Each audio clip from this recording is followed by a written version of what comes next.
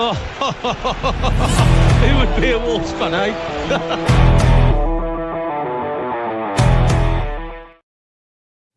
Hello, everyone, and welcome to a new season of Wolves Fancast. It's me, Rich Hobbs, back once again, like the Renegade Master. Joining me this evening to recap pre-season and talk about what's going to be another very interesting season ahead. We've got Jeffo, we've got Rich, we've got Tom. Fellas, how are we doing this Sunday night? Pretty good, considering. Not too bad, thanks, Mark. Yeah, other than Wolves being depressingly, as expected. Other than that, all good. I mean, I went to the game yesterday. I took my daughter to Molineux. I was going to say not for the first time because she went and saw us victorious in the Wolves Content Creators Cup, which I feel like we'd set the pedestal too high, guys, because then she had to watch us play Celta Vigo yesterday. Yeah, I couldn't agree more with that, to be honest. The drop-off's massive from us to them, to be fair. You know, let's. I was going to say let's talk about pre-season as a whole, but let's just start on kind of yesterday and work backwards because it's the thing that's most fresh in our memories. Wolves lost their last pre-season game before the start of the new Premier League campaign to a 1-0 defeat, and it was just a bit tepid, really. I mean, Rich, I know I think we all watched it. I mean, I saw you briefly afterwards. I mean, overall, not great, were it? No, not a great watch. Just, poor in most areas, to be honest, as usual. But most of the areas we know that are poor and we haven't reinvested. So we'll just keep rinsing and repeating like Groundhog Day and crack on with it. So, yeah, we'll see what next weekend brings. But, yeah, pretty poor, really. Yeah, I mean, we got to see we got to see all of the major signings for Wolves. We had Fer Lopez, we had Wolf, and we had Arias as well. I mean, from the start, the thing that was most noticeable about me was less about the new signings. It was more of a huge drop off from having Semedo to Hoover. That's a bit of a worry for me, Tom. I'm not going to lie. Yeah, I mean, I've been quite strong in my opinion on Hoover on the group. I mean, I think this sort of mini sort of revival was all from some quote that maybe Judah and Keane made on their podcast or a few articles they wrote where he looked half decent in the training in Portugal. And yeah, maybe had a couple of good like cameos of half an hour in those games that they did. Because I've seen absolutely zero from him in the games that I've watched. I went to the Lons game. I thought he was pretty poor there. I watched the Stoke game. Again, he wasn't awful. But I mean that was against Stoke, and I think that is absolutely his level. And I thought he's pretty poor against Girona and yesterday as well. I mean, I don't see what he brings at all. He gets in good positions. That's the only thing I could say. But so does Menezes. So like he can't deliver football. I haven't seen him hit one successful cross. In was it 4 games, maybe 5 games now. And like you say, the drop off from Semedo to him is just. It wouldn't be so bad if he could actually defend, but I don't think he can defend either. So as a wing back, if you can't attack and you can't defend, I think you're pretty useless. And if he's anywhere near our team for most points of the season, I think with that says everything you need to know about how our recruitment's gone, to be honest. Yeah, I mean, I think you're right. I find it really worrying when you've got players who, you're right, he gets into good positions, but then he can't really do anything with it. So he's kind of got like the physical attributes to, push up the pitch, and you could see how high he was kind of getting up there. But a couple of times when you had those opportunities, it's just tepid. Don't know how else to describe it. And then defensively, I think that's where we'll kind of really notice it more because Semedo was so consistently reliable at the back. Yeah, I think so, and I think it's kind of like you one of those situations where you don't know what you've got until you lost it and it's gone, and you look at like Semedo and how much we paid for him, and you look towards the end of his tenure at Wolves, and it kind of was justified, that sort of money that was outlaid. And you look at where Wolves want to be, and that like era of spending where we threw big money at players in positions potentially where we didn't really need it, like a Semedo, or we threw big money at Guedes. That now we're being a little bit frugal and we're bringing in players for develop that we're not going to have a whole team of oven-ready players. I mean, we bought players in like Andre, we bought players in like Agbadu who are very, very good and can come in fantastic straight into the starting 11. But players like Hervé Bueno, like Hugo Bueno, sorry, not Santi, but these players, they're going to need more minutes in this side. They're going to need to develop, and maybe we need to be a little bit more frugal with the money now to develop these players in order to then sell them on, like what Brighton do, like what Brentford are doing. That we build up and we become this sort of club. Maybe that's what they want to do. Maybe that's the model. And that's the best for making Wolves a long-term sustainable club, maybe. I get where you're coming from, because I think it's so like I appreciate we need to have a level of patience with kind of all the players, to be honest, whether you're a new signing or whether a young player. But Hoover has had this kind of arc to his kind of career so far, in terms of like he played a few games in that first season at Wolves, got shipped out on loan. From what I've gathered anyway, being fairly good consistently across his loan spells. He was well regarded at Stoke in the Championship, did well in France. It seemed like all the building blocks were there to then hit the ground running. And I don't think it's just based on yesterday, but throughout a few of these pre-season games, it's just not. Maybe it's because we're just not used to Smedo being there, right? And that is a bit of a one on the eyes, because we're just used to someone who's been playing there for 5 seasons. But he just didn't quite look up for it in the same way you'd expect. We're critical of Semedo for his output, Mm. attacking output, but he's two or three times the player in those areas that Hoover is. At least Semedo, okay, occasionally turn back, but he would retain the ball. Hoover loses the ball. He loses the ball in the final third. The amount of times I was at Girona, and I lost count of how many crosses he hit that just didn't even beat the first man, didn't even get off the ground. I don't even know if he was like aiming for anyone. He had one yesterday which he put in a reasonable area, I'd say, but even then the keeper got it. But also, I'd probably level that at all the fullbacks we've put out, all the wing backs we've put out pre-season. To be honest, I don't think any of them have impressed whatsoever.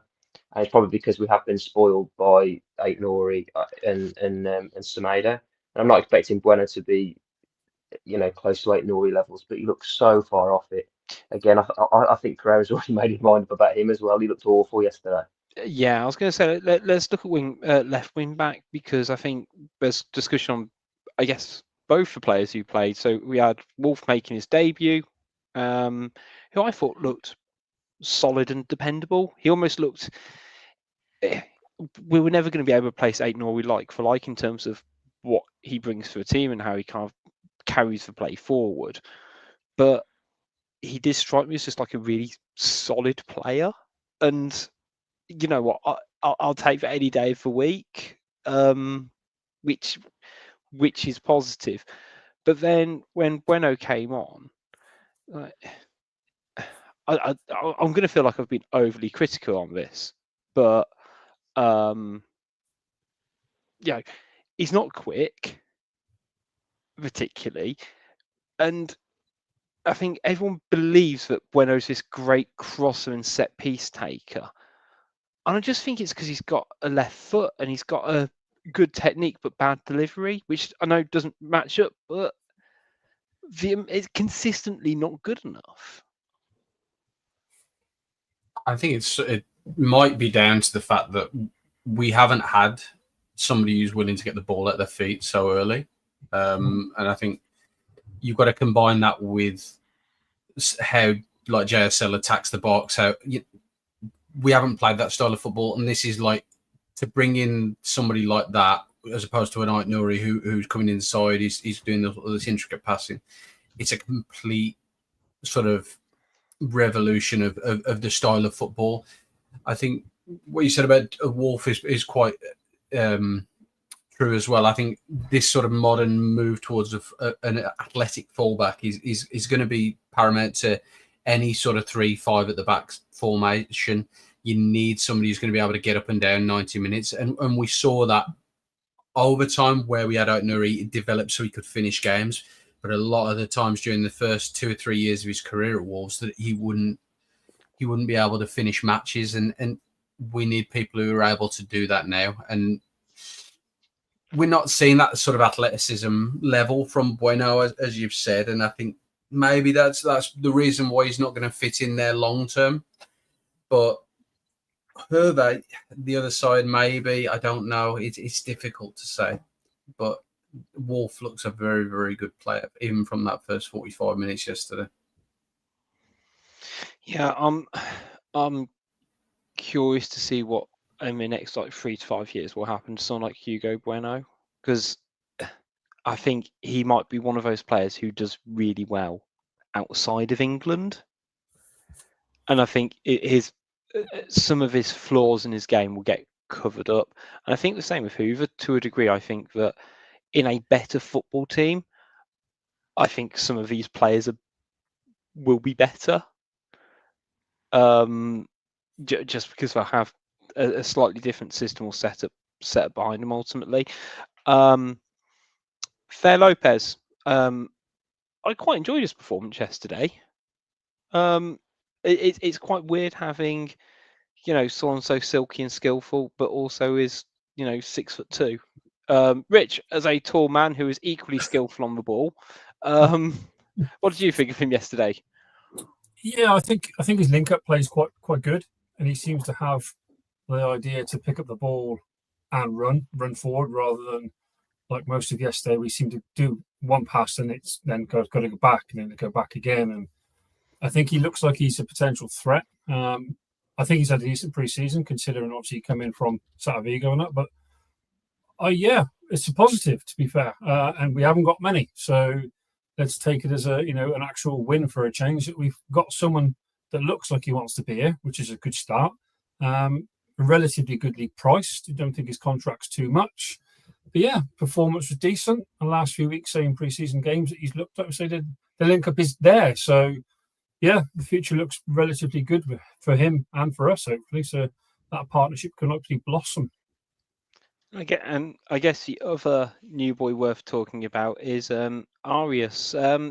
Defoe, Tom, what were your thoughts on him? Because he had a couple of bright spells, but drifted in and out of the game. I don't think that's necessarily his fault to a degree, but I think he's going to be an interesting one to watch this season. Yeah, he made a real difference against Girona. I thought he really injected a bit of energy into it, which was good. He took his goal really, really well. He seems to have that sort of low centre of gravity, sort of like that Pedence had, where you could turn him on pretty quickly. And most of the videos I've sort of watched of him, he really does like to go out. He sort of likes to beat his man on the outside, even when he's barely got any space to run into. So. Another thing I was going to make, when we talk about the wing backs, is that I seem to remember a quote from Pereira how he wants players who can beat a man one-on-one. He wants someone with a bit of pace. And looking at the team, I think he's probably the only player I can think of in that team that's got the ability to do that. So hopefully there's more of those types of players to come in, which we might touch on later. But yeah, I think he was reasonably quiet yesterday. As I say, had that chance, maybe should have done a little bit better, but. Out of all the signings, he's the one I'm most sort of confident about. He's got a very, very good set piece delivery, which we need because we haven't had that for years. And even though we haven't played well in pre-season at all, we've had a couple of decent headed chances from corners, which we haven't really seen in the last 2-3 years really. And we've got a couple of big brutes in the side, so hopefully that'll count in our favour as well. Well, it's interesting because I do think like these three senior signings that we've made, I think they're all solid. They none of them so far, and I appreciate they've not played a competitive fixture yet, haven't looked completely fishes out of water. and particularly, you know, the likes of Lopez, and maybe it's because we've had our fingers burnt by the likes of Fabio Silva. But the thing is, you said, Griff, that he likes to come deep for the ball. He likes to get stuck in. You can see him wanting to link up play and get involved, which is always a good sign. We've seen quite a lot of Arias in things like the Club World Cup as well. But they all look really strong. But something ain't quite right about this team at the same time. And I think that's the big worry for a lot of Wolves fans. And it can't just be that we've got a championship right wing back. So I guess my kind of big question for you guys is, where are Wolves' biggest weaknesses at the moment? In goal. Yeah. Left I back, still- right back, How did I know that was coming? centre I, mid. I still think that's harsh. I do. No, you can't kick. It's just It there's is. multiple positions we're weak in, but I'll be off saying he's not the weakest link. In wing backs, if we're playing obviously the 3 and a 2 as a 5-3, whatever, it's the wing backs obviously going to be the critical positions that we need, and I don't think they're really up to speed or standard. And I think you see even with Roger Gomez coming on as a wing back, look. Again, I wants to go forward, but I don't see him as a wing back. I really don't. Again, if he can revolve in it, great. We'll have it. But I thought he'd be better further up the pitch than what he is, because he's very positive on the ball, but he's got a lot to learn in the Prem about defending. That'll be for sure. Yeah, I think you put somebody who's more astute behind him where Doherty's been playing. I think you put a proper centre back in there, somebody who's able to take those spaces and protect a player like that. I think you'd probably see a better output from him. And I think, talking about weaknesses, I think that it probably is, and I think we saw that several times last season. I think Doherty's done a fantastic job in that position, but I think sort of square pegs in round holes, sort of to bring a cliche into it, but he's not a centre back at the end of the day. Yes, and Mosquera's come back from quite a horrific injury that he got against Aston Villa last season. He's still got time to come back and to get match fitness. And I think I was hoping that Vitor Pereira would have prioritised that position, and I was hoping that we'd have bought somebody in by now for that right centre-back berth, because that seemed to be our point of weakness defensively. I think Doherty's very good at defending the back post, very good in the air. We saw that against Celta Vigo yesterday with that headed clearance. But we need to be seeing balance in the squad, and I think the one thing that we've done is trying to bring in players. I mean, we know we were going to lose players like Cunha and that and all that going forward, but it's having a base to build from and being able to get clean sheets in games is going to be paramount to us succeeding this season. Because if we know we're going to have a transitional season in terms of attacking players, and we might not have the same attacking output, we need to not concede goals. And I think having a very, very strong back three and having 3 centre-backs there who you can rely on it every week is going to be paramount to us succeeding and being sort of a 10 to 15th place side instead of being a 16th to 17th place side. Yeah, I mean, I feel like I've probably ragged on Matt Doherty enough in the last decade of his life and mine, but I kind of feel that we're at a point of diminishing returns with him. Like, he's not someone who is going to get better, and I kind of don't believe that there aren't better right centre halves out there than him. And with the success we've had with Agnew,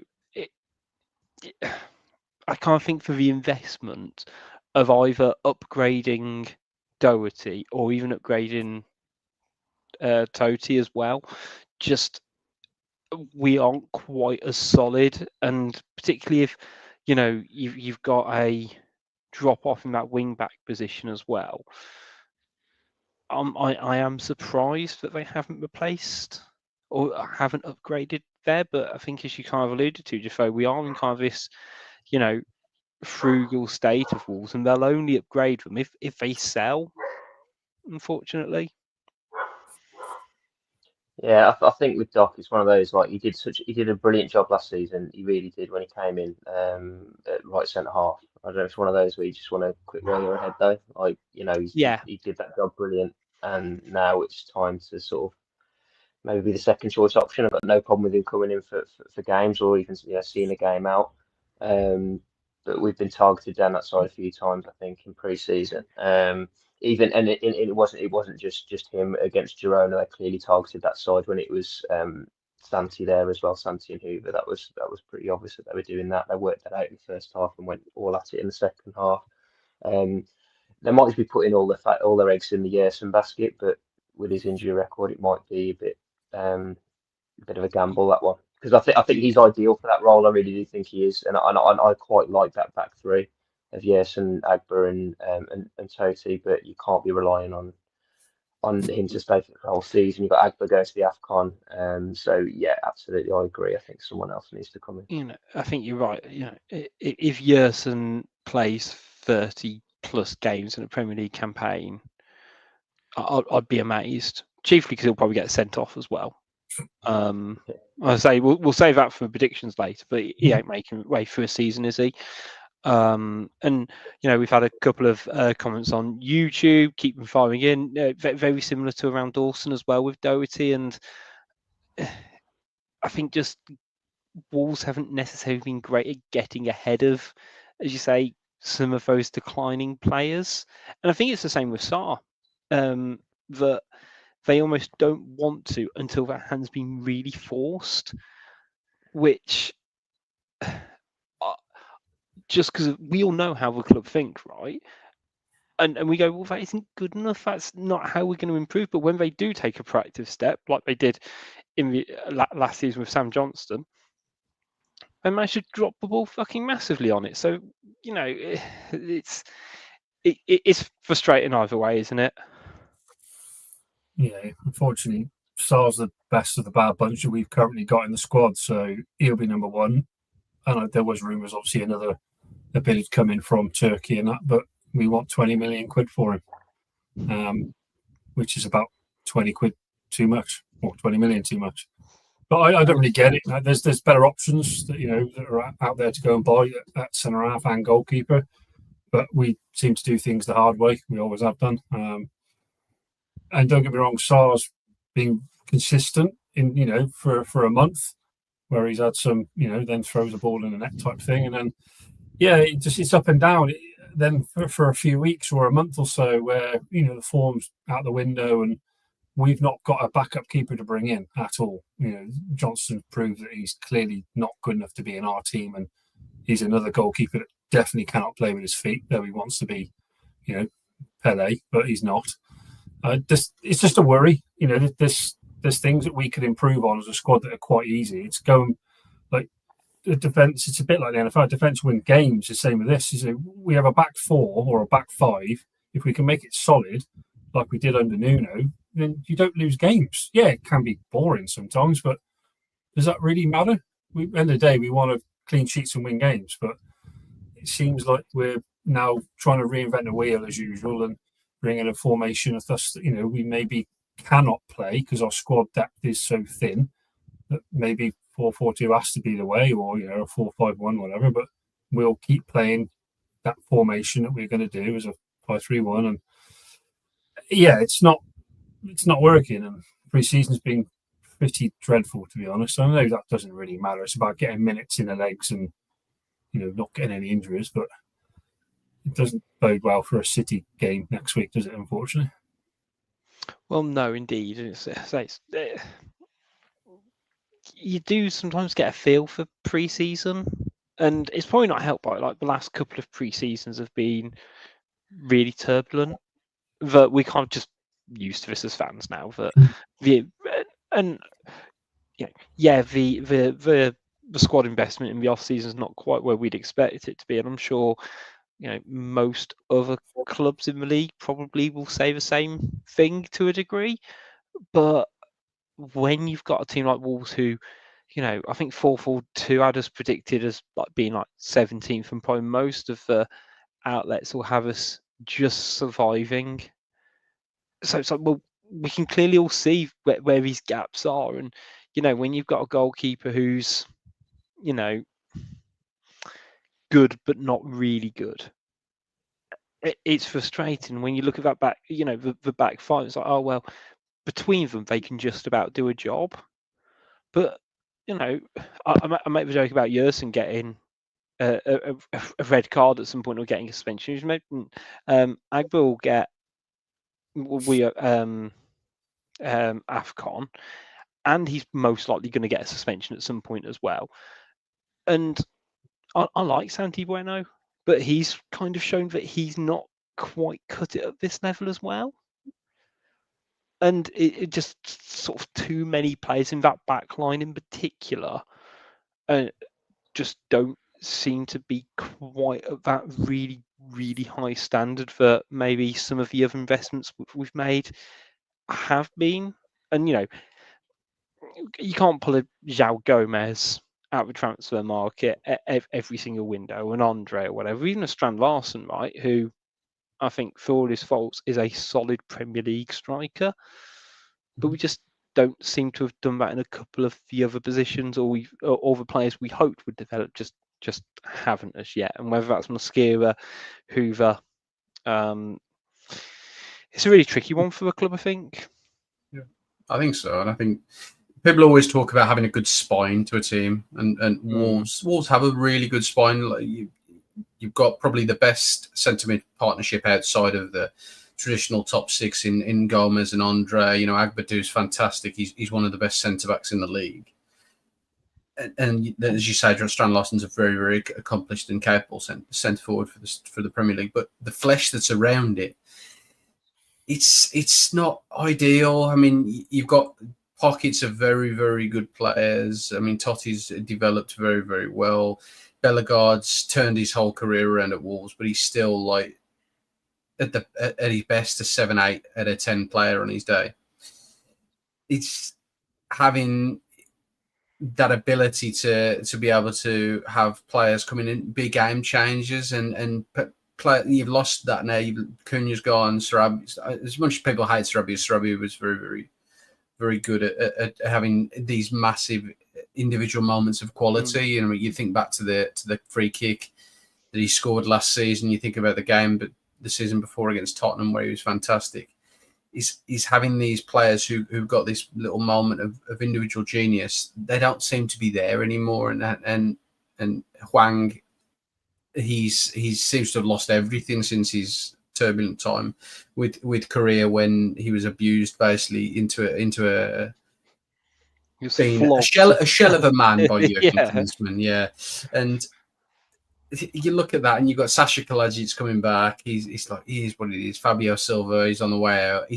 There's nothing that inspires fans, and that's the problem. Is we don't seem to be having. I really hope John Arias is that, but there's just not enough in this squad to say, as a fan, you're going to be able to look at it. Oh, he's if he turns up today, he's going to have a fantastic game. There's going to be magic moments, and it's going to be an enjoyable team to watch.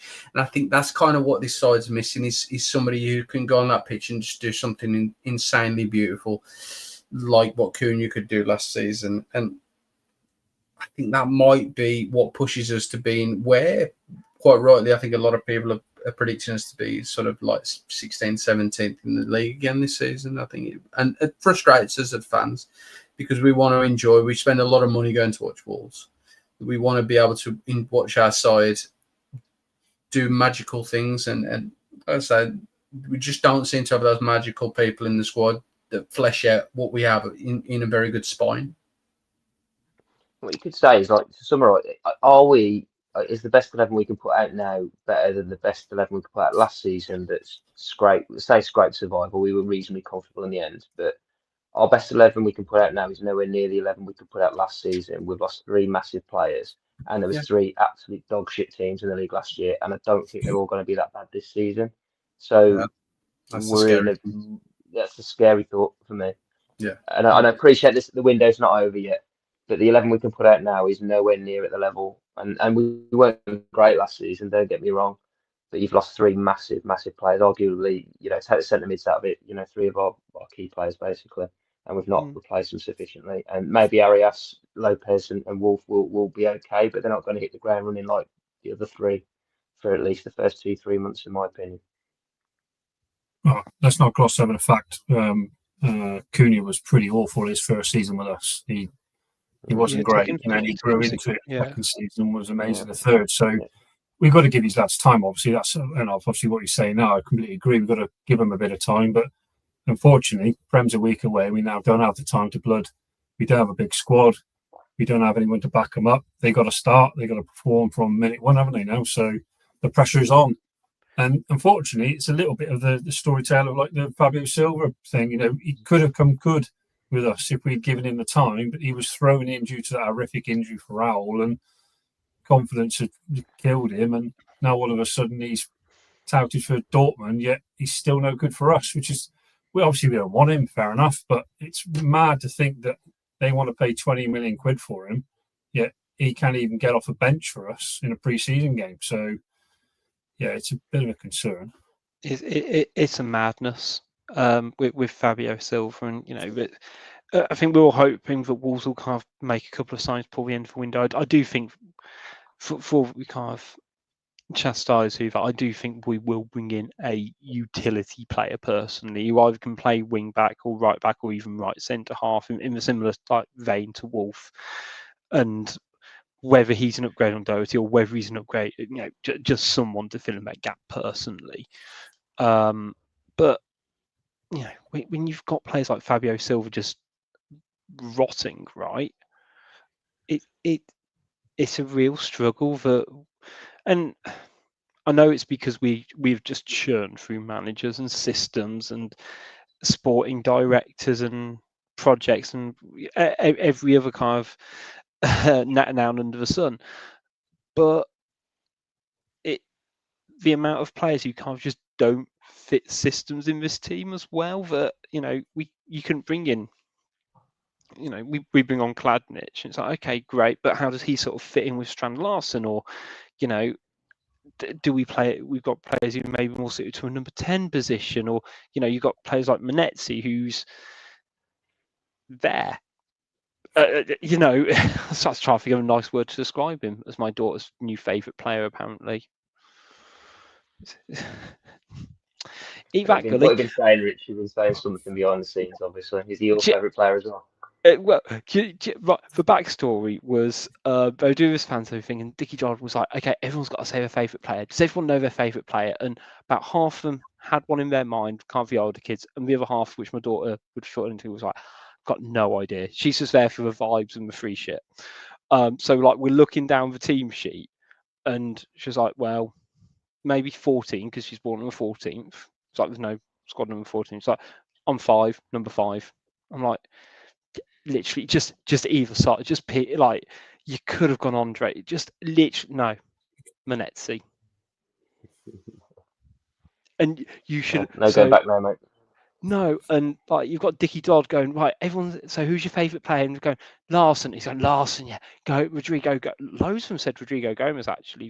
These kids, which was interesting, considering he's good but not set the world alight.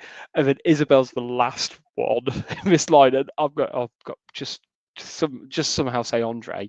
I don't know. Just pull something out of your bag, and it went Manetzi, and you could see him go. Yeah, I'm not hyping that one up. But anyway, yeah, the squad just isn't quite there, to be honest. So I think it's going to be more interesting to see who moves on. In fairness, and I think the fact that he's given Kladnic minutes is kind of more indicative than otherwise. And you know, if his knees somehow fucking hold up right. At least it will spare Strand Larsen 20 minutes of game time, hopefully. Let's not forget that Sasha did score quite a number of very good goals in his time here before he got injured and crocked again. I mean, he scored goals against Everton, and I remember that one quite vividly. He is a good goal scorer, and there ain't many in the league that have got a 6'7" striker. Granted, he ain't that good fucking great with his head, but he's very, very good with his feet, and he recycles play well, and he's very neat and tidy play. You know, he's reliable when he's on the football pitch, but he's got to be on the football pitch. It is something though. I think you kind of said, Tom, you alluded to in terms of like the set pieces actually, that although our starting midfield is quite small in Gomez and Andre, we have invested in some actually quite tall physical players across the pitch as well, which hopefully might pay a bit of dividends, because we do seem to try and do a couple of more direct tactics sometimes as well. So I think it'll be interesting. I don't know.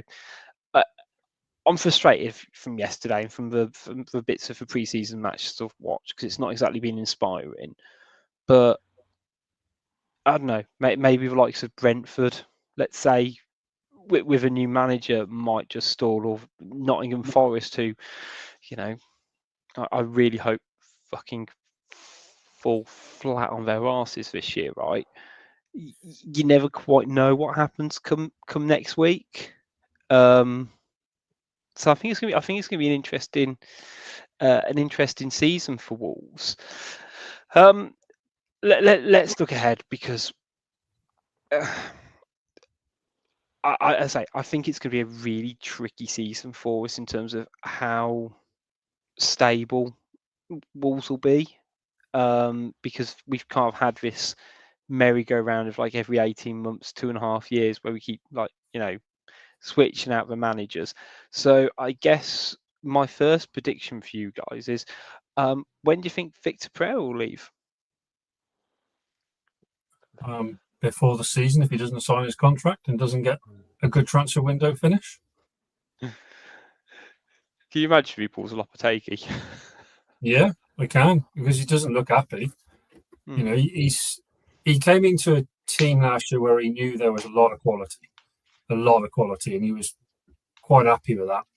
And he's been a breath of fresh air for Wolverhampton as a whole. As a manager, he looks like he's a man of the people, which is nice and refreshing to see. To be honest, you know, he's not a tea drinking tosser, so it's, you know, it is what it is. But we have enjoyed a really good time under him, where we thought, you know, at Christmas we're down, we'll have about 5 points, and that's that. But he kept us up with ease, you know, played some real good football in, you know, a long period of spells. But I don't see him staying. I know he's only a 16-month manager in most places he's been anyway, unfortunately, but it would be nice to get a manager maybe that wants to stay long term and us not sack him. But, you know, it's football nowadays. I'm completely the opposite scale. I think he'll be here at least to the start, and to the end of next season. I think. Yeah.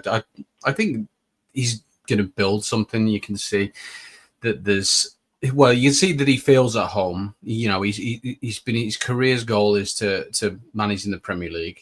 He's a very, very good manager. His attitude is good. His the way he deals with the press, the way he deals with the players is fantastic.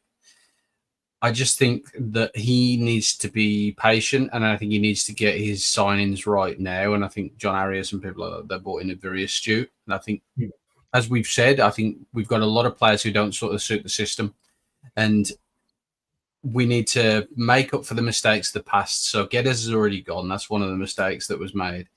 Fabio Silva looks like he's going to go. That's another mistake that's going to be rewritten. It's just then reinvesting that and bringing in players that fit into this model that Wolves want to grow into and become this sort of like Brighton, where we develop players we can ask for massive transfer fees and then develop it and bring it back into the squad and be sensible. And I think he's the right sort of man for that. I mean, you look at the development that he's done with players, but especially when he was out in Saudi, he brought a lot of players over there who hadn't got great reputations, and sort of develop them and build them up.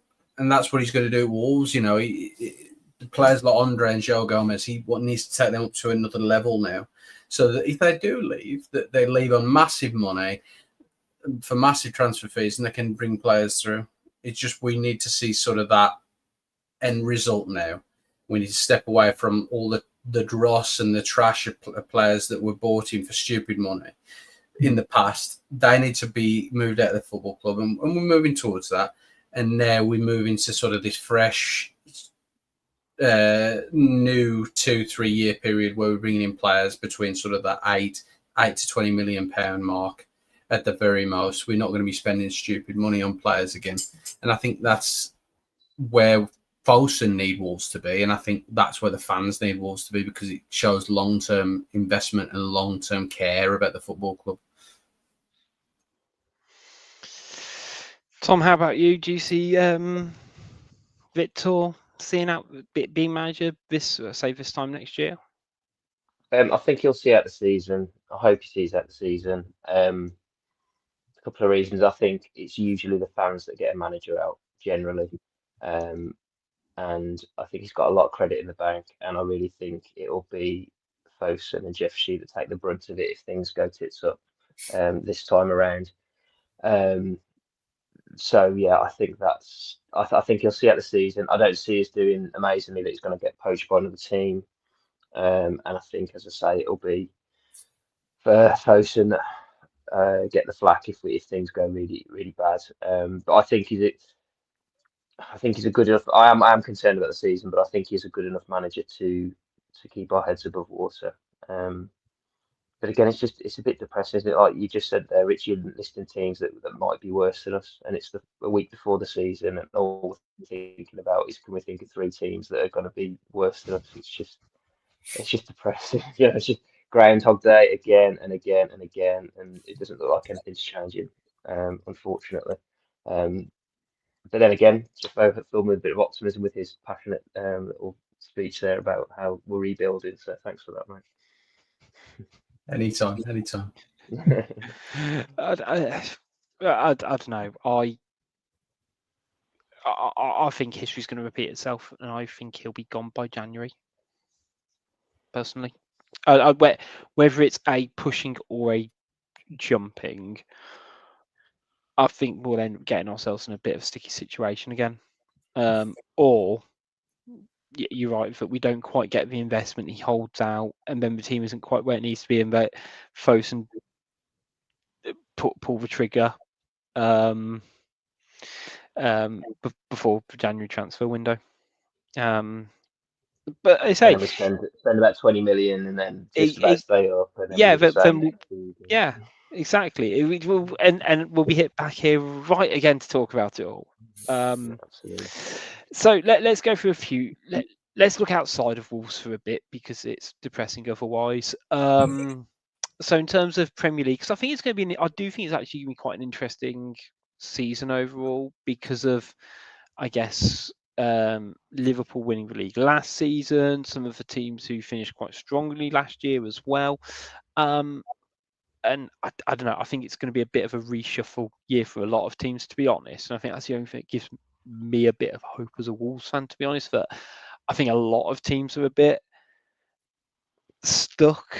You look at what's going on, like Newcastle, for example, that they're really kind of struggling to gain any momentum, and I think there's probably a few other teams like that. But fellas, who do we think is actually going to win the league this year? I think it's very hard to look past Liverpool, because the thing is that they're a very good side last season, and they've added in quite well. I know Kirkus didn't do particularly too well today, but he's a good fullback. Frimpong is a really, really good astute signing for right back, because he improves on a lot of the areas where they were weak with Trent. And they bought in Florian Wirtz, who's, people will joke about him if he doesn't do well, but he one of the better young players in world football. And Etitike, terrible at his name, but he looks a decent signing. He looks like an improvement on Nunes as well. So it's they've took where they were and they've gone forward, where I don't think Arsenal have really gone forward, and I think Man City have kind of stepped a little bit forward, but then you remove a player like Kevin De Bruyne from that side, who has all that quality and all that ability, who will shine at Napoli. But it's like Liverpool have gone strength to strength, and I don't think anyone else has. I think the only team who's stepped forward as much as Liverpool have in this window is Man United, and they still have the shittest goalkeeper in the league in Onana. Yeah, I'll throw Chelsea in there. I think Chelsea have got their strikers now.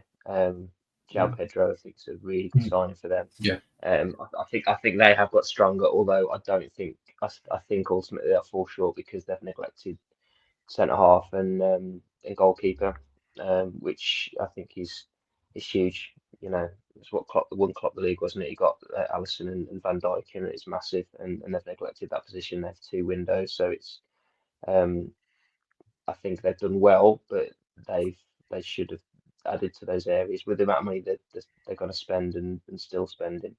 I think that's what will ultimately cost them the league. I think they'll run Liverpool close, but I think they'll ultimately fall short. You imagine Chelsea spending $1 billion and still having a shit bunch of keepers. Yeah, and they've got about 6 of them as well. Yeah, Madness. Yeah, and none of them are particularly good. I find it astonishing. I find it astonishing how, you know, I can cope if, you know, and, to be fair, same rules like buying like whoever. What if you're buying them for a project and you think they're going to get better, but just they've all been so bang average. It's almost impressive. We've had a couple of people in the YouTube comments talking about Arsenal, and part of me thinks, oh, they've got everything, but I do think it's a bit of a, you know, always a bridesmaid situation for them. That I just think that some of those other teams, like Chelsea and like Liverpool, might just have that bit more about them. Yeah, and they got Arteta, haven't they? So I think they'll struggle. They need a world-class manager to manage that club. It's, you know, it's a great club. Don't get me wrong. I've got no problems with Arsenal at all. Very well run and that. You know, got a very talented squad. I think they've got a lot of pieces to the puzzle, but I don't think the puzzle's still in the box at the moment. It's on the floor all over the shop. They just don't seem to know what they're going to do. And bringing in Gorkaz is a potential great signing. But it also is a bit of a gamble because you don't really know if he's going to start scoring 25, 30 goals in the Prem. But again, that's why I suppose we all gamble on it. You know, we didn't know last year, we do the same for us. But yeah, I think for them, the worry is the manager. I just don't think he's as good as he thinks he is. I really don't. He's been a number 2 for his career for a reason. So I think he should just stay to that. Yeah, I just don't. I just don't quite see him doing enough to consistently get enough points. No, that sounds harsh because that makes them sound mid-term. I can't see them winning, you know, 6 games out of 7 type thing. Every single run, they will just have too many just drop-offs when Saka gets injured or whoever. And again, some of the signings that they've made, when you compare like Liverpool's approach to transfers, and I don't particularly. I was going to say I don't particularly like Liverpool in that sort of sense because I think they sell their players really high, and I just kind of go, well, why buy them? But actually, you can see that every player they've brought in, similar to what we want from Wolves, is a really fucking clear step up. And whoever's there, either you need to compete to that next level, or you're going to get pushed down the pecking order. And you know, I mean, with Liverpool, it's slightly different this year because obviously they needed to buy a new attacking player anyway. But I don't know. I just don't see it with Arsenal. Man City again seem to have gone really quiet this off-season. Like just generally about you know, very little has come out of that club. I know they did their business early because of a Club World Cup and obviously 8 Nori. But for a team that again had a few holes in it last year, just again seemed very quiet this year. Yeah, well, I think Trevor said earlier about the De Bruyne leaving, and it's a big hole. It's hard to fill a gap like that. And again, they've had another year of age in their squad, and Ederson wants to leave. Things like this, you know, there's still, if they're not happy, a lot of players. Obviously, Grealish going to go again, and their wholesale changes to the squad. They're far from that treble-winning team that were, you know, pretty much unreal, really, at one point. They're quite far from that now, I'd say. Again, we'll turn around and say maybe next week in terms we'll be beating them 2-0 and they looked absolutely bang average. We'll be laughing, won't we? But we can all be positive. I've had a bit of a shot in the arm from Jaffa with his positivity, so I can't be negative all the time. But yeah, fuck Man City, so they can spend as much money as they like. I just don't think they're that good now, considering where they were. The drop-off's been massive, and I don't think they can get back to it. I don't know whether Pep even wants to really be in now. I think the long-term project has kind of come to an end potentially, or near the end. I think he's aware of that, but don't get me wrong, they've still got a lot of quality in that squad.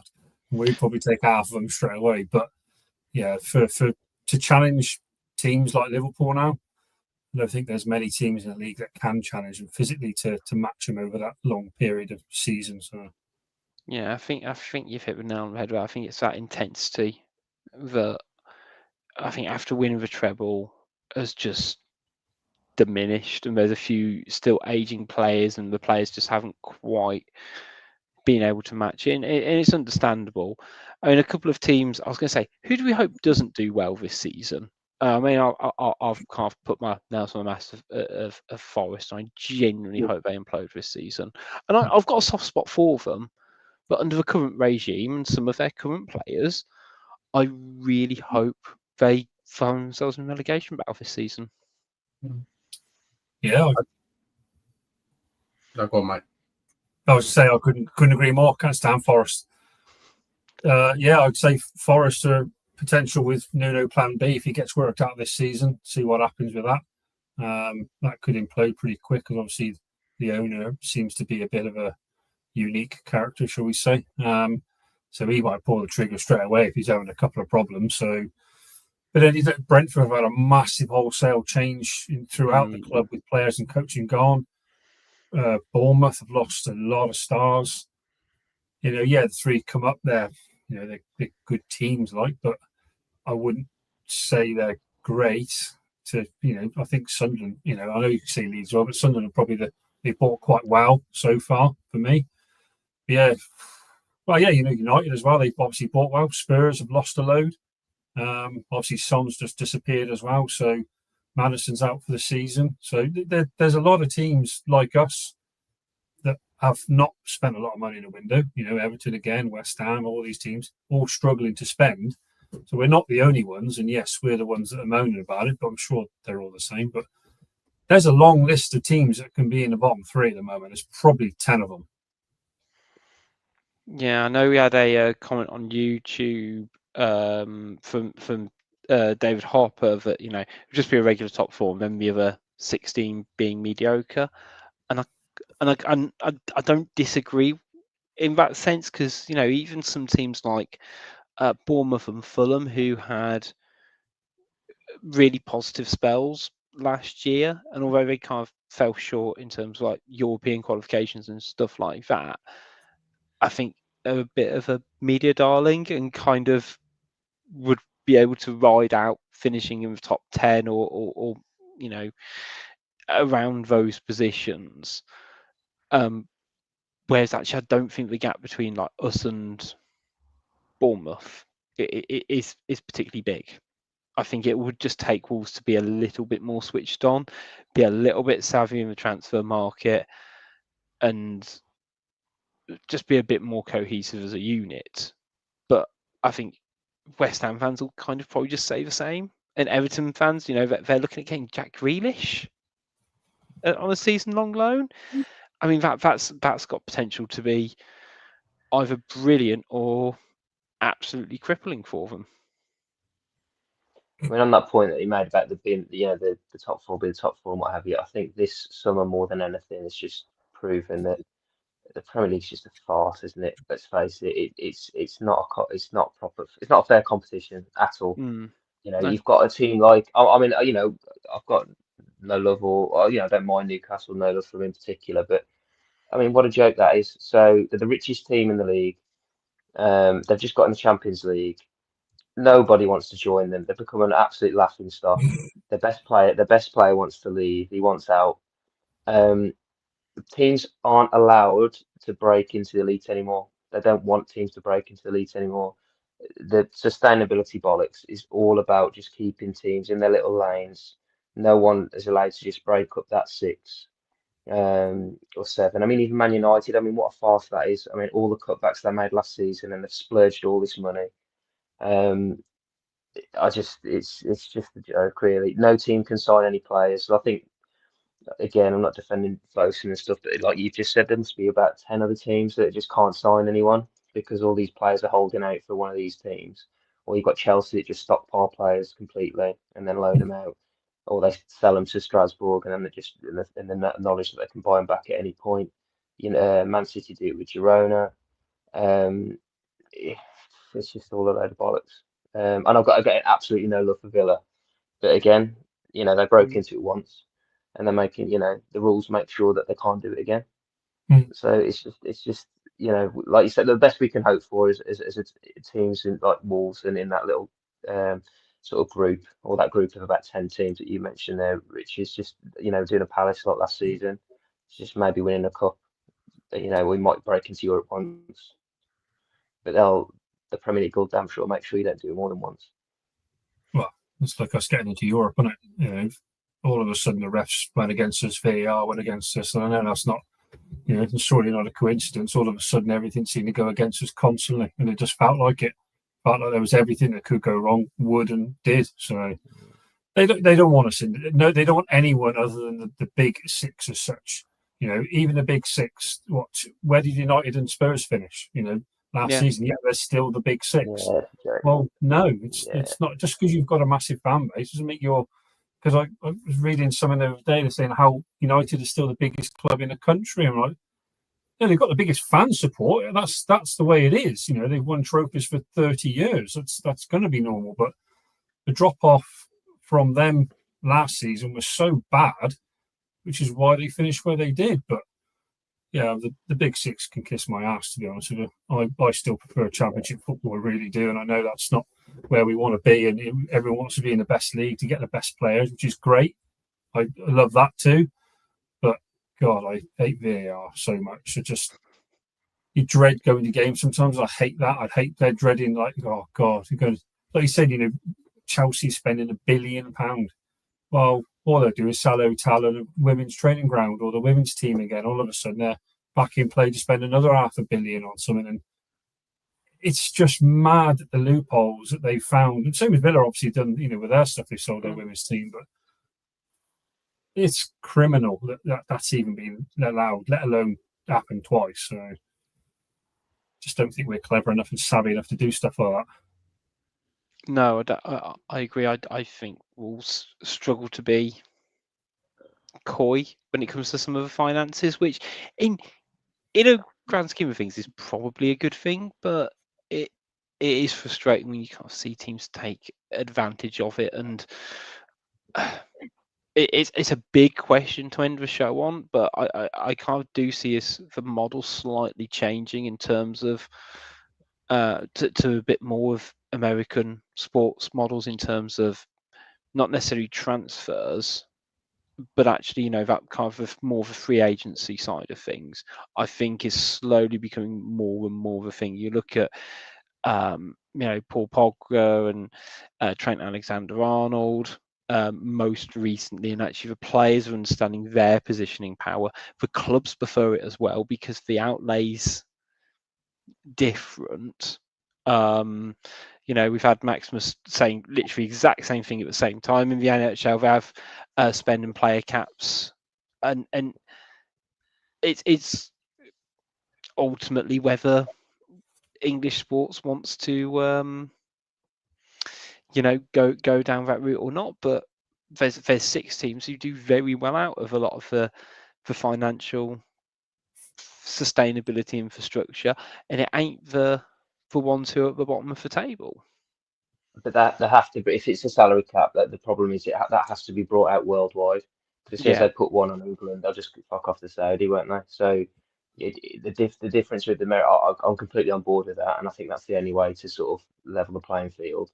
But it's never going to happen. The reason it happens in America is because you know, no one's playing NFL outside of America, and you know the ice hockey leagues obviously, you know, is pretty much the same as well.